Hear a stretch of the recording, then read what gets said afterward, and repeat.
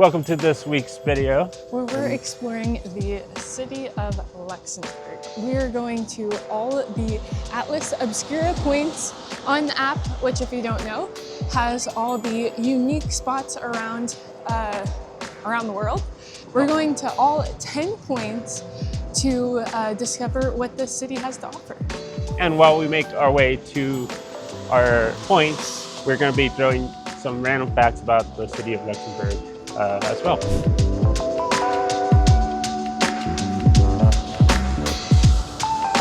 All right, so there are 10 different balloons points to go to here on Atlas Obscura, and our first point is going to be it's called Scabell.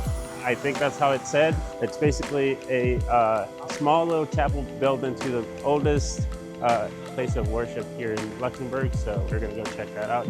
But random fact number one is that Luxembourg actually has the highest GDP per capita, which makes it essentially the richest country in the world. But yeah, that's a random fact. Let's get to this place and check it out as it rains.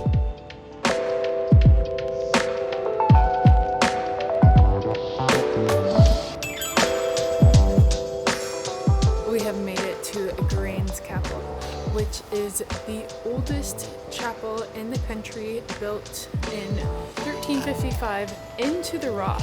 Absolutely stunning.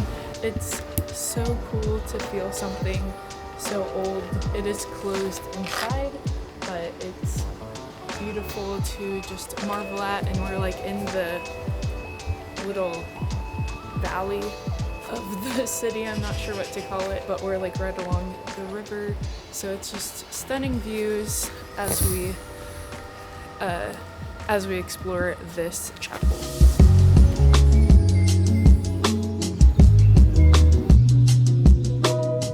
We're now heading to the Melusina statue, which is the next Atlas Obscura spot. But our second fun fact about Luxembourg is that it has the highest minimum wage of all of the EU, and it has a low tax rate, making it a tax haven for the affluent. We've made it to the Melusina statue, which is the magenta statue right next to me. The legend has it that the founder of Luxembourg saw a creature as he was walking this river right here, and she was as beautiful as could be, and he asked her to marry him, and she said yes, as long as she was left alone on Saturdays. Well, one Saturday he looked through the peephole in the bathroom and he saw Melusina, his wife, with a fin as a mermaid has, and as soon as he saw her, she disappeared and was no longer seen. But that is the story of Melusina. She was supposedly a mermaid that throughout the week had legs, but on Saturdays would turn into her mermaid form. After visiting the Purple Mermaid that is behind us, don't mind the bell. By the way, subscribe if you haven't already. We are heading over to Bach Casemates, which is a tunnel system that was used during the medieval times. And speaking of tunnels, fun fact is that this city has over 23 kilometers worth of tunnels, network tunnels, that were built in the 1600s, which we're gonna go see how they look right now in today's state. But yeah, let's make our way over.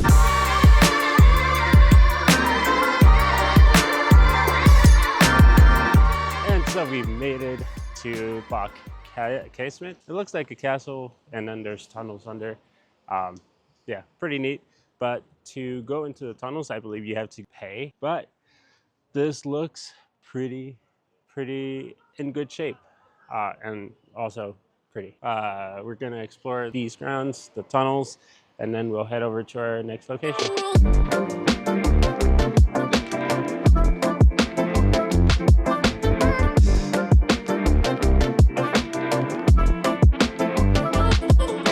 So So this place was first kind of built in the 10th century, but it didn't become a defense system until about the 1600s.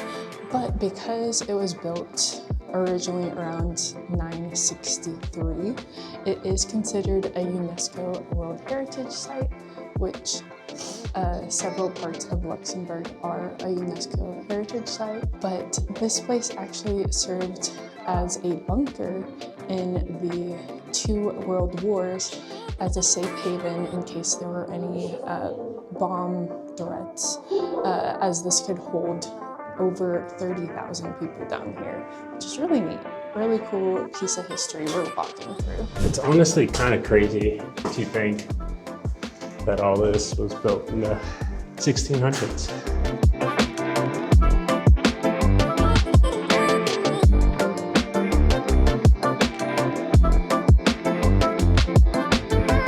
We're now in the 2 rooms that were once the dungeon of the old castle, built in the 1900s. Honestly, a very beautiful dungeon with beautiful views of the city now. Not sure what the city looks like back then, but nicest dungeon I've ever seen.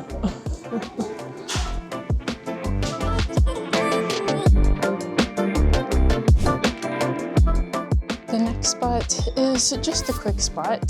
So right above me, there is some Luxembourgish that I'm not even gonna try to pronounce. It basically means we want to stay what we are. It's the Luxembourg motto that reminds people of their identity and sovereignty. So neat little spot, and on to the next. And our 5th stop is gonna be a Roman relief on, essentially it's a sculpture on a stone on a wall. And also, fun fact, Luxembourg has 3 official languages, 1 being French, 2nd being German, and then 3rd being the most famous one out of all, and one that I hear a lot, Luxembourgish, yeah. So yeah, now you know. All right, let's walk to this little sculpture on the wall.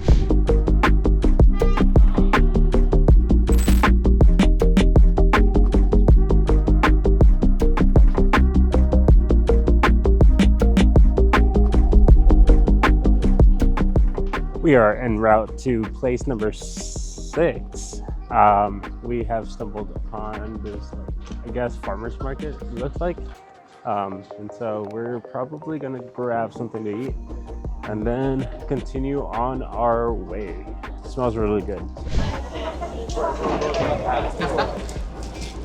We just got some food from a Lebanese food truck. I got the kafta, which smells really good. Paulo got the chicken tuak. What do you feel like? Let's give it a try. What? First time? Yes. We can go with the chicken. It's really good. Yes. Very Go good. with the chicken if you want. And falafel, cauliflower. Those are sandwiches like this. And I can say So garab. it tastes really good too. Garab is kafta, beef. We're gonna eat these and then go to place number 6. So we came to the location that was on the map on Atlas Obscura, but it appears that the location on there is actually off by a bit. And so we're actually gonna head over to the correct location, which is like a 2-minute walk from here, maybe, if that. Well, we made it. We are at the Hamelsmarsh Fountain, which Hamelsmarsh is a very unique Luxembourg tradition. It's essentially where they bring a marching band and a flock of sheep, which in Luxembourgish, a flock of sheep is Hamel. So they'll bring them down the road to invite them to an annual fair that they have in the city. So you can see the marching band and the sheep on this fountain. So really neat. Atlas Obscura has told me more about Luxembourg's unique history and traditions, for sure.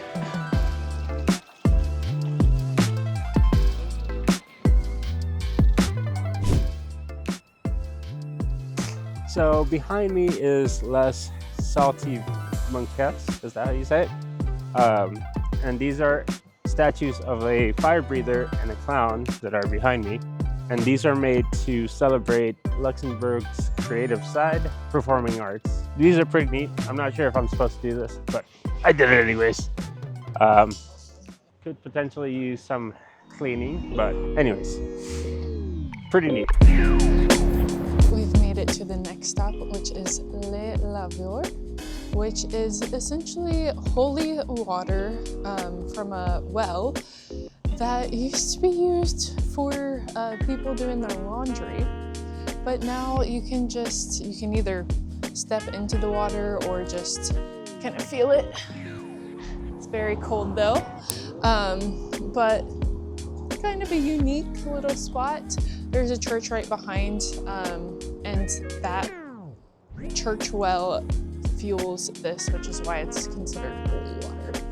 We have kind of slacked off on our fun facts, so let's keep them going. So, the city of Luxembourg has the only cathedral in the entire country.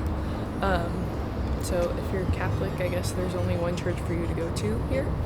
This city also has the highest rate of car ownership in all of the EU, which is very apparent because they have quite a few places to park, including the park and ride that we parked at last night. You could tell there were a lot of people that parked there and were coming into the city to come to work. And that also makes sense because half of the workers here are actually from different countries. They're commuters that come in from either France, Germany, or Belgium. So only about half of the workers actually live in Luxembourg. So a lot of people come in, park their car, and then come to the city to work.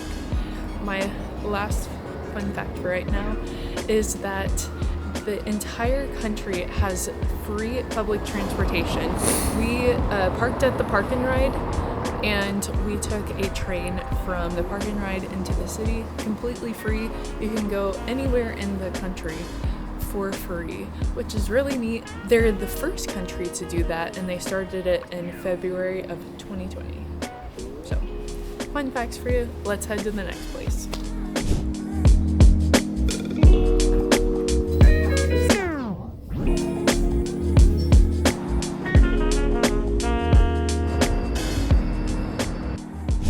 We have made it to Peter on Row, which in translation it's called Restless Peter. And then this is a statue. It's the statue of a reclining Christ, which is a voodoo fictionist tradition that Nicholas Welter invented in 1907.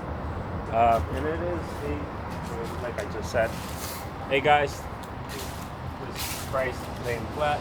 As you can tell above me, there's Christ on the cross, and then there's Christ laying flat. And this is the statue. This marks our number 9th place, and now we're going on to our last one, which is the grave of Friedrich Wilhelm Quoth. I think that's how it is. Anyways, let's head over there and let's finish this quest for today.